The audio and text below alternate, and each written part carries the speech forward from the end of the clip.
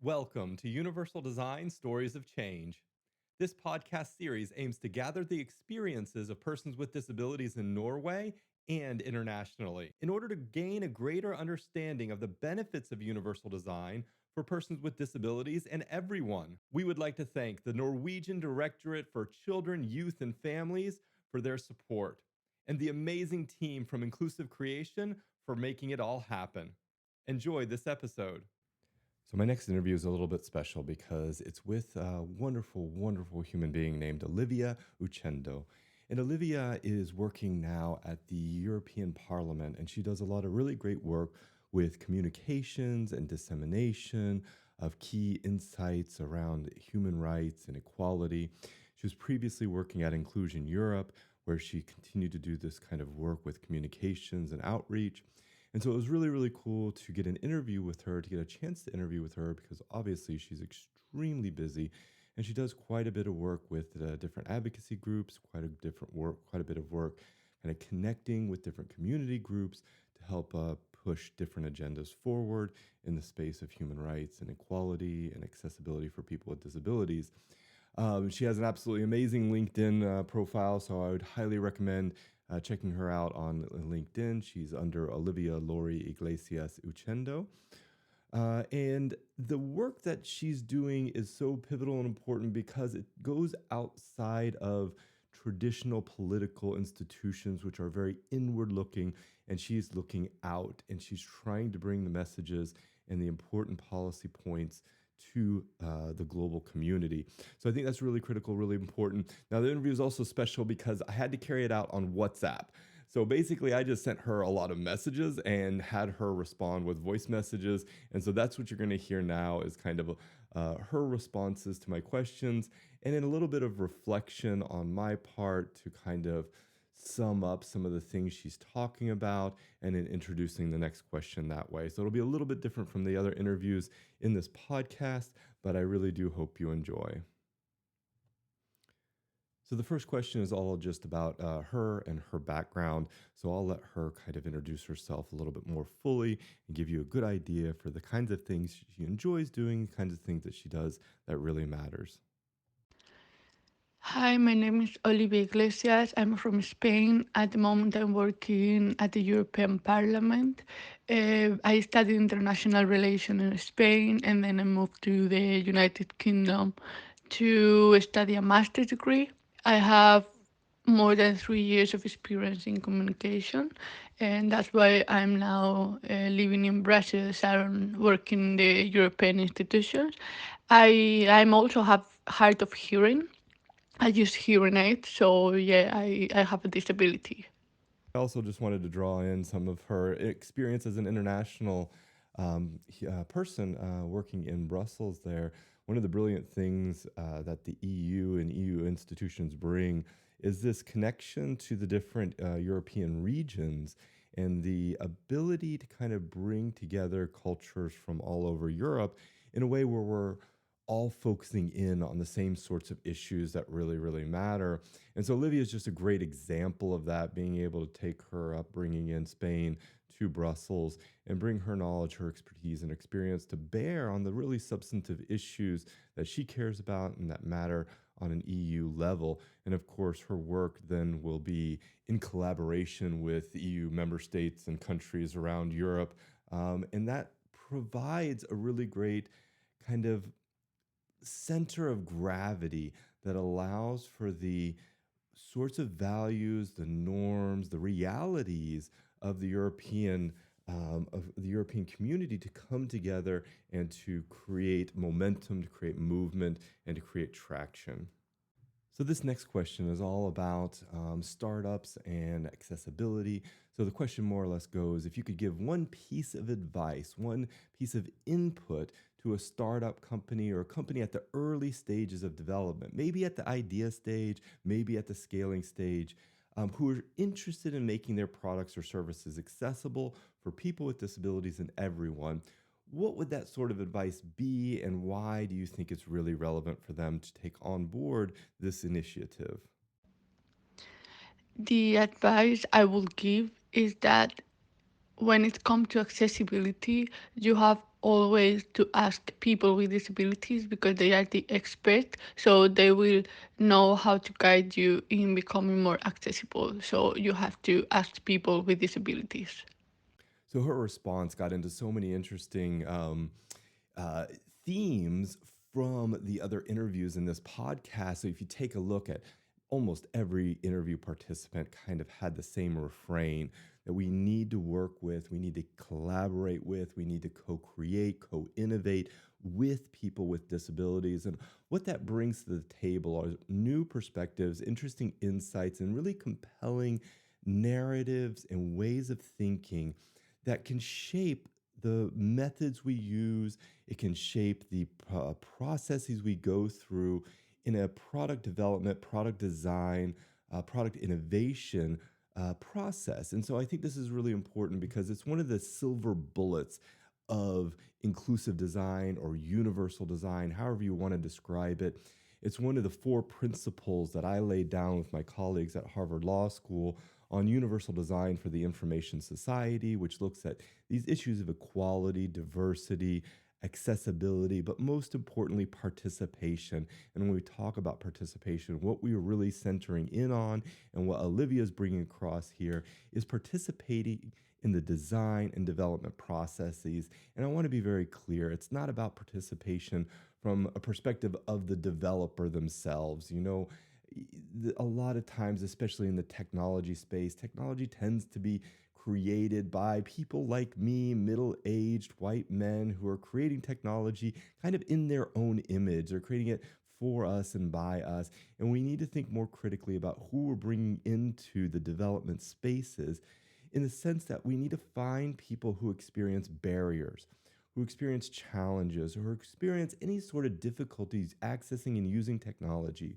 and bring them into that design process, bring them into that development process so that they can have a voice, so they can help shape the way those technologies end up being created, being manufactured, being produced, being distributed, and even so far as influencing the affordability of those technologies. And this is something that the other participant in this podcast, Den, had brought up this issue of affordability and how it can be linked to the participation of persons with disabilities in the design and development process. I think this is so critical, it's so insightful, because what we're getting at here are the kind of life hacks that people with disabilities do every day just to be able to kind of have a basic level of functioning in the world that we're living in. And those life hacks are often extremely affordable and can result in innovations and innovative products and services that really challenge the status quo, not simply in terms of price, but also in terms of accessibility and usability. So the next question I ask Olivia is about the importance for startups to work with people with disabilities in designing their products and services. And so it kind of builds off this previous question about how we can bring people with disabilities voices into the design and development process. And this, I wanted her to reflect on how important is it, like how vital is it for those persons with disabilities to participate and to contribute to and to create to have a voice in that design and development process. As I said, it's not important but essential to work with people with disabilities because, as I said, they are the expert in the field and they know firsthand what is living with a disability. So they're going to tell you specifically and exactly which accessibility arrangement they need.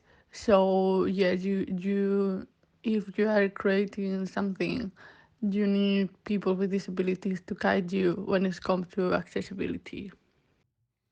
So again, you hear that common refrain. It's essential to have people with disabilities participating in the design and development process in order to ensure that the technology or your products or services are accessible and usable to persons with disabilities. And guess what? If you make it work for persons with disabilities, it's going to work better for me. It's going to work better for you. It's going to work better for just about everyone. And this is not just a nice to have. And it's also not a well, we'll just bring somebody with a disability in at the end of the process and just have them test it really quick and see if it works. And then kind of, take some of their advice and ignore a lot of the other advice. But this is about bringing them in and co designing and co creating that technology from day one. And she mentioned something else there that I want to pick up on. She's talked about persons with disabilities as experts, they are the experts. And this is true in a really important sense of the word expert. Not only are they expert in the technologies they use and the barriers they face, but they also have lived expertise. And this is a critical component of the design process because we're always looking for experts. We're always looking for expert designers, expert programmers, expert technology developers. But we often overlook the expertise that a lived experience can give someone who has a disability. And it's not just about disability here because when we think about this concept of disability, it's not a fixed concept. We can't just say, well, we figured it out, this is disability, this is how we're going to integrate it into the process, one and done. But we have to continue to evolve our thinking. And one of the areas that another participant picked up on, Rama, was this idea of intersectionality and how it's more than just a single identity, but we have to look as designers and developments at multiple identities and how they intersect with one another. So, just to pick up on some themes here, when we are designing for a person with disability, if we're only taking into consideration a disability issue, then we may miss issues related to gender or race or a socioeconomic status, education, cultural upbringing, and all these other factors of what it makes us human. And so I want to encourage everyone who's listening to this podcast to think past the one dimension of disability and think more in terms of those intersectional identities, people who hold intersectional identities. So let's just throw out a hypothetical example here, a woman with a disability who wants to use an app, right? So she may experience a barrier accessing and using that app because of her disability, but she may also experience a barrier accessing and using that app because of her gender. And so her experience is going to be different than a man with a disability or a woman without a disability. So we have to think about the intersection between these identities in order to more fully understand a person's experience, in order to see the spectrum of their human identity and understand what it is that they might face when they try to access or use our products or services, and what we can do as developers, as designers, as innovators to eliminate those barriers, to reduce those challenges, and to make their experience the same as everyone else. So, the last question I asked Olivia, and it's the last question because I wanted to ask her more questions. She just did not have the time to answer them. But the last question I asked her is that are there any key points or topics that she'd like to bring up that could help guide startups in their journey to becoming more accessible? Anything that she might think about that could be relevant or important for a startup to know that would help them in their journey? I would like to highlight that disability is not just being blind or using a wheelchair or being deaf. There are other type of disabilities that in general people don't address when it comes to accessibility. For example, in my case, I'm hard of hearing. I use hearing aids. It doesn't mean that I cannot hear. Yes, I do hear, and I need to read lips to understand. And when I'm doing something online, a meeting or whatever, I need captions. Same thing when I'm in a big event or big meetings. I appreciate always that the accessibility that they have, it's live captions, transcription, so I can follow it and read it. So what I want to say is that don't stuck in the more general disabilities. There are hidden disabilities like mine that we also need accessibility measures, because it's very important. But not only if you have a disability, also nowadays there are many old people who just because of their age they are losing but sight or whatever, so they also need that. But Also not the people with disabilities or all people. You never know what can happen to you in life, so it's very important that everything is accessible so everybody can enjoy everything in the same way. Yeah, so in this last question, she hit on a couple of different really important issues, and that the spectrum of experiences that people with disabilities can have are immense. There's almost not any one kind of disability. There are so many different kinds of disabilities. So we have to stop thinking about disability as being a single type or single characteristic, or even just stop thinking about it as the obvious types, the visible disabilities, but start thinking about disability as something that's more or less inherent in the human condition. We will all face disability in some capacity, whether it's personally or whether it's through a friend or family member.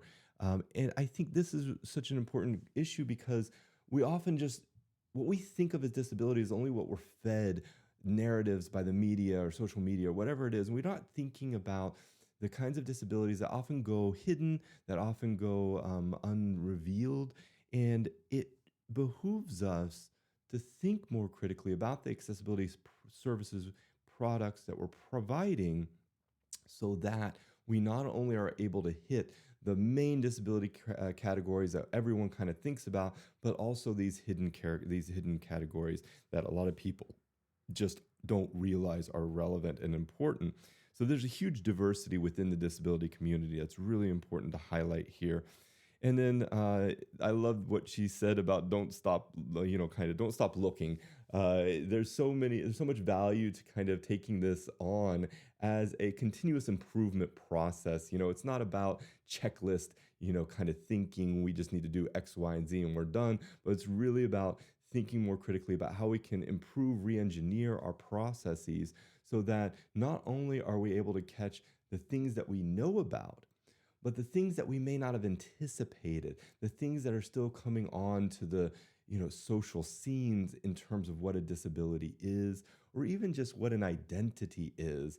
I think this is so critical because ultimately the definition of things like disability, they're social concepts, they're social constructs. And so what we have to think about when we think of a disability isn't that it's one static thing, but that it's a continually evolving thing, and that we as designers and developers, as innovators and entrepreneurs, need to evolve our thinking alongside the social kind of conception of disability, whether that goes for issues specifically related to disability or issues related to any other marginalized or oppressed identities.